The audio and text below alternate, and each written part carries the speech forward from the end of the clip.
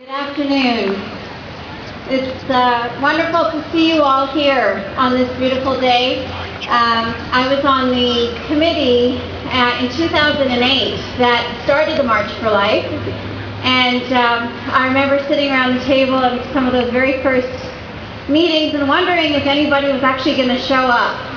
And how many years later are we now? We've got lots to show, so thank you for being here.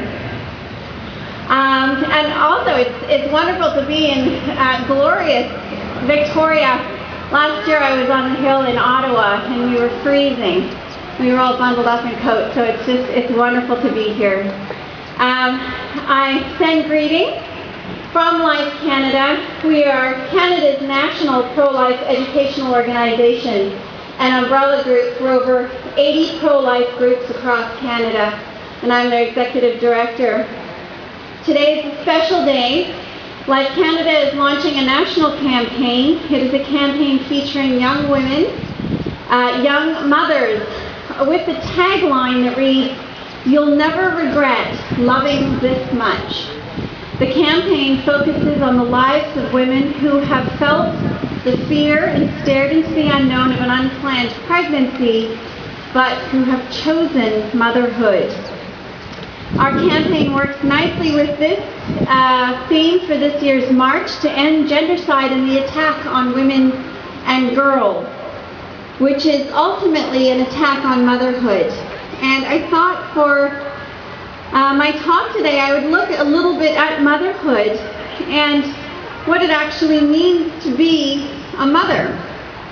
I found this definition that I thought was particularly interesting.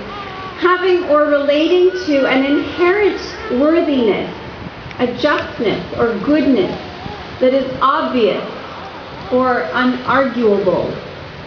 And the example that they gave for the definition of motherhood was legislation passed in Parliament on a motherhood basis. I thought that was rather ironic.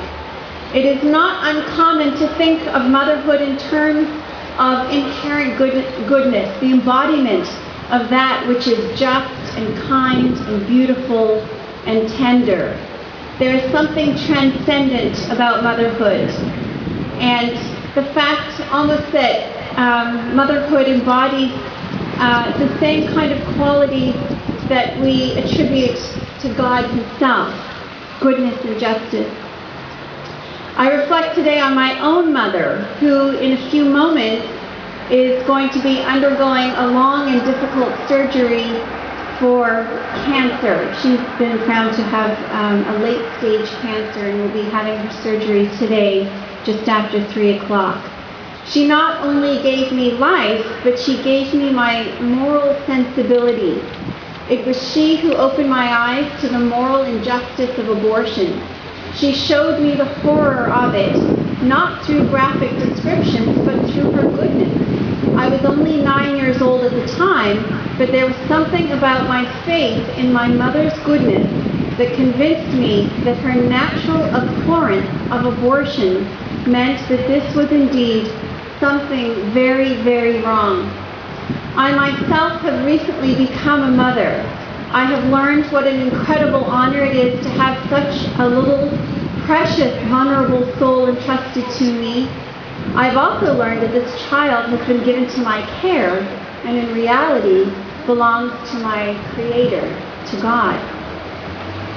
So it comes as no surprise that the one who prowls throughout the world seeking the ruin of souls would wage his most bitter battle on the mother. Motherhood is at the heart of the battle for life.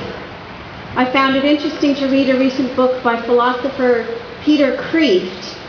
He writes the following: "This is the secret of life, that the soul lives only by dying to itself.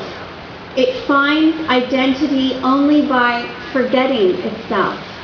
It finds its happiness only in self-giving, self-sacrifice, and selfless love. These are the qualities that make motherhood so unarguably beautiful, good, just, and worthy. These are the qualities that I see in my mother and that I hope I can demonstrate to my own daughter.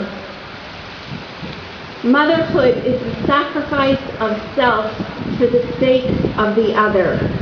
Abortion is the sacrifice of the other for the sake of self. It destroys motherhood by destroying the child.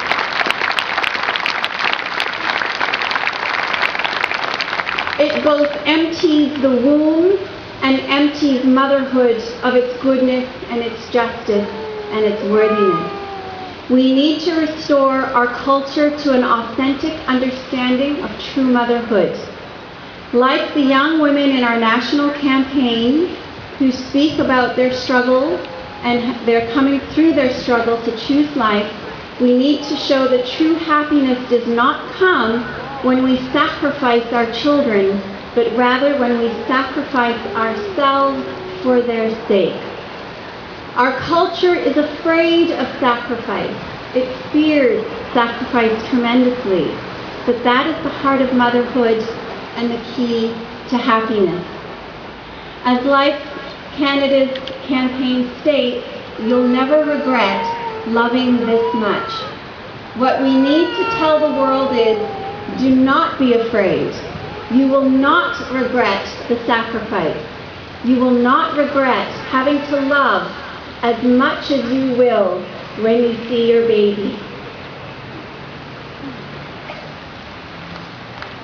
Sorry.